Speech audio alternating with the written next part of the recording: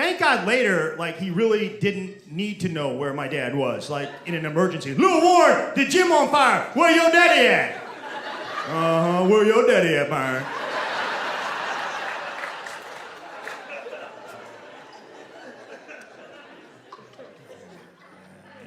And I said I'm not a farmer, or I don't know anything about it. I don't know anything about, like, any kind of blue-collar job. I mean, I respect people that work with their hands. I don't know anything about it. I met this guy recently. He goes, yeah, I'm an iron worker. I had nothing. I go, that's just sturdy metal. Done some work with aluminum. Foil, mostly. Wrapping snacks and stuff like that. You guys got a foil over there and iron? No? Yeah. My dad was a wrestling coach. That's a blue-collar job. My grandpa was a butcher, very blue-collar. I don't know past that. I'm not a big ancestry guy. I mean, I got ancestors. I just don't. I mean, I know my parents. I just don't go that far back. Like, everybody else is into it, and all these Ancestry.com commercials, just some woman. I thought my whole life I was Norwegian. It turns out I'm Chinese. Well, you should have known. Frankly, I saw it right away. I could have told you. You are not Norwegian. I used to wear lederhosen, now I gotta wear a kilt. You don't gotta wear anything, sir. Pants, actually, that's an option. That's what they wear in Germany and Ireland today. You just want to play dress up. Let's not blame your ancestors on it. I mean, the blue-collar guys, they're more like, a lot of testosterone. I don't know how much testosterone I have left. I'm starting to get worried. I listen to a lot of sports radio, and that's the only people that advertise on sports radio, the low testosterone clinics. Do you have low T? I don't know. Do you feel as good as you did when you were 24? I don't feel as good as I did yesterday, to be real honest with you. I thought that's the way the world worked. You get a little worse every day, and then you die. I didn't know. It's a pretty serious medical procedure, by the way, to inject your body with hormones. If I'm going to do that, I'm going to go to a place with a serious-sounding name, preferably with the word doctor at the front of it. These places have, like, silly wordplay names, like, come on down to man's sanity. No, I'm not going there. I'm not getting a transplant at Liverama Fun World either. If I ever hear, hey, do you have high blood sugar? You can't diabete these prices. That's also... We have 7 locations. We are glue close to you.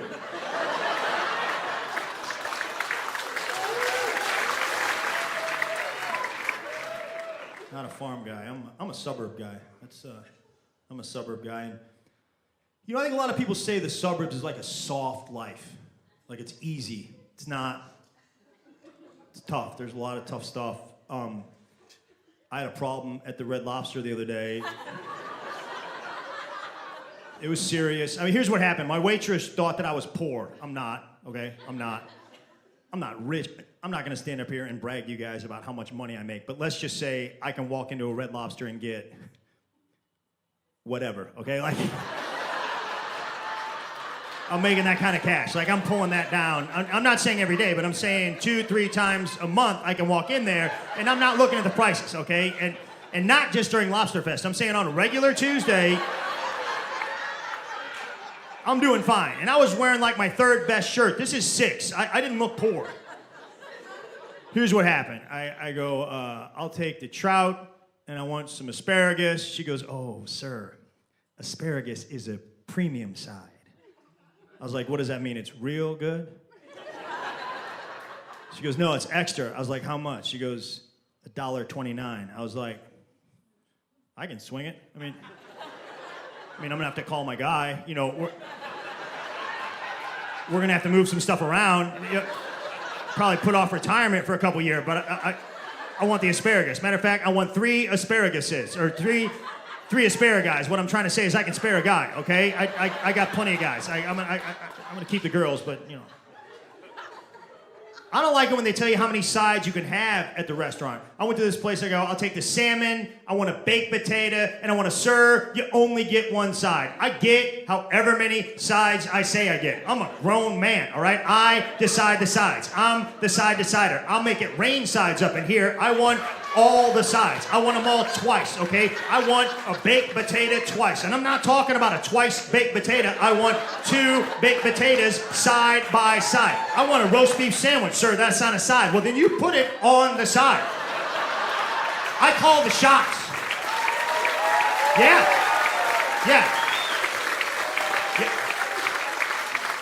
I want rice pilaf. And between me and you guys, I have no idea what rice pilaf is. I went to 5 different restaurants and I ordered rice pilaf, and it was completely different at every restaurant.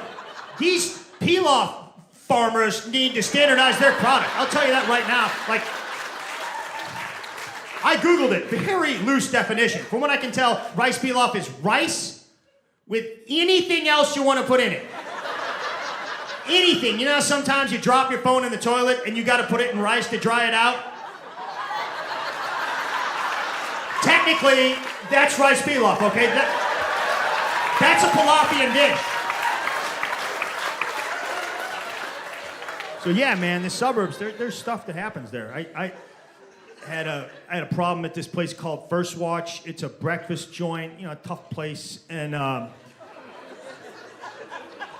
I go in there, and they're like, it's a 20-minute wait. I'm like, okay, I can handle it. I'll do my time, you know. So I'm sitting in the chair, I'm reading the paper, and I guess this woman came in after me, and she had a baby. And, you know, I didn't see her. If I'd have seen her, I'd have offered her my chair, but I didn't see her. So what she did, she just stood right next to me. She starts talking to her baby. But she's talking to me, all right? Like no, there's nowhere for us to sit down.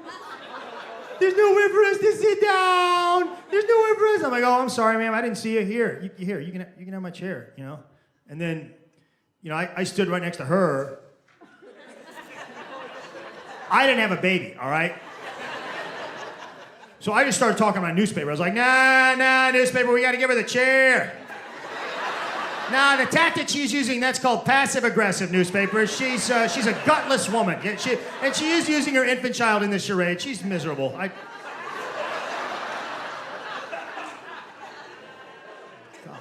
not afraid of an altercation. The suburbs are crumbling. They are. I saw this the other day. I saw a Domino's pizza being delivered to a McDonald's. That's not supposed to happen, okay? Like, I get it. It was probably the kids that work at McDonald's got tired eating hamburgers. Like, let's order a pizza. They should have told the guy to go around back. He was in line at McDonald's holding a pizza. It didn't look good. I mean, I get it. You guys been to McDonald's lately?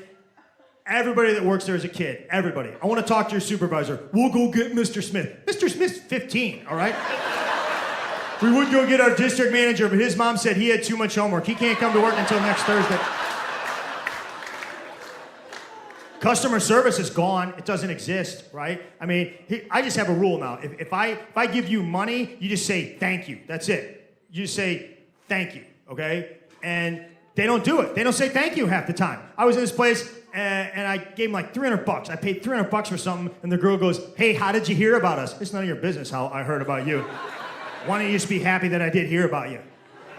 Next time that happens, I'm just gonna make something up to throw them off their little marketing research. How'd you hear about us? Well, I belong to a lot of hate groups, and they told me I was supposed to shop here. They said for every dollar I spend here, 68 cents goes back to the hate group. All the hate groups, even my favorite hate group, the I hate the people that ask how'd you hear about us hate group. How'd you hear about us? Japanese newspaper, full-page ad in there. Sir, we don't advertise in Japan. Well, I saw what I saw. You should be grateful, but that's not really your strong suit, is it?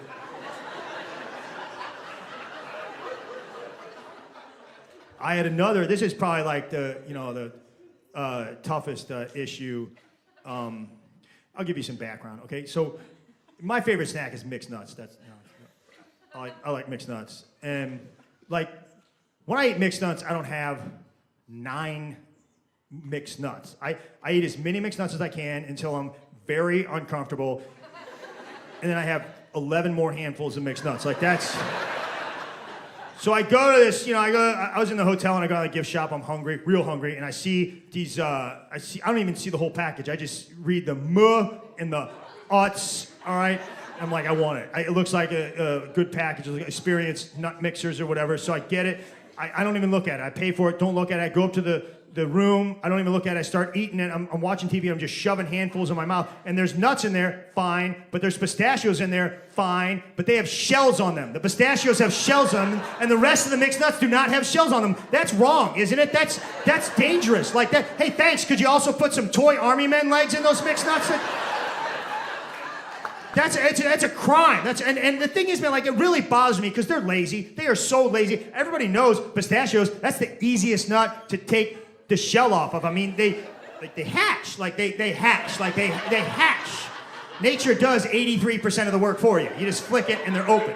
I can understand if it's a walnut. You ever try to take a walnut shell off? It's hard. Like when you eat them at Christmas time, by the time you get one off, it's Valentine's Day. Like that.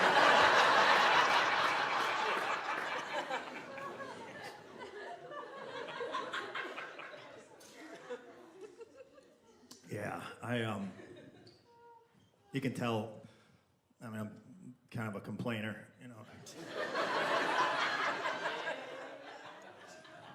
I'm also lazy. I'm too lazy to be a farmer. I know that. You say what you want about the farmers. They work. They work. Just look at what they make their kids do. You ever heard a farm kid talk about his chores? When I was a kid, if I said I did my chores, that meant I rolled the garbage cans down the driveway on Tuesday, and my brother did it on Thursday. And if I didn't do my chores, I got grounded. If a farm kid doesn't do his chores, the bank forecloses on the family's farm. The stakes are high over there, man.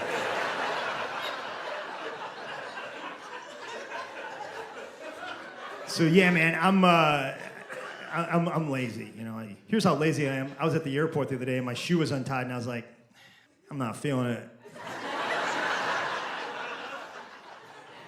And I passed a shoe shine guy and he goes, shine him up. I was like, how much to tie him? It was $3 per pair. I mean, only one was untied, but I was like, hey, as long as I'm paying you the $3, untie that one and retie it. We had a deal. And this is how lazy I am. I was on Facebook and my friend Dort posted, I ran a half marathon. And I posted, congrats. She ran 13 miles and I was too lazy to write ulations.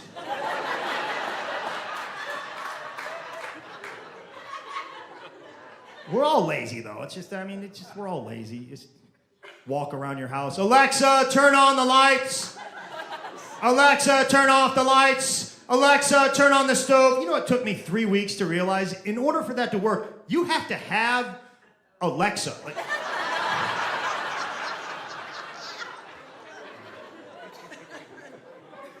But the laziness is not all my fault. I got some problems. I got some physical limitations. I got plantar fasciitis. That's not funny. That's not funny. It's a serious disease, okay? It's not funny. It hurts, okay? My foot hurts, and I've been dealing with it for a while. So I go to the doctor, and they tell me, you want to just roll your foot over a rolling pin. That's their advice. Roll your foot over a rolling pin. So I tried it for a while, went back. I was like, it doesn't work. They're like, yeah, definitely more rolling pins. So I did it. By the way, you don't want to eat homemade cookies at my house. So I'm just rolling my foot over a rolling pin all the time. And I finally, after 9 months, I went back, it's not working. They go, triple up the roll. I'm like, I want an MRI. And they're like, you have to be really, really angry to get those things with the way the insurance works. So I go, I want an MRI now or I'm burning this office down. Okay, sir, that's what we were looking for. You can have the MRI, no problem. No problem. And by the way, the MRI, I don't know if you've had one, but whoever invented that machine, that is a sick person.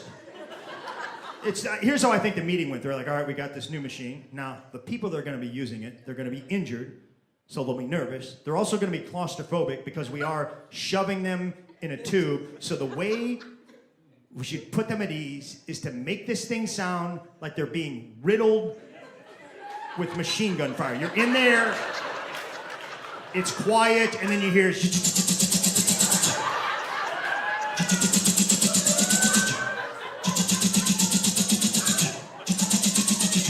How you doing in there? I think I'm hit.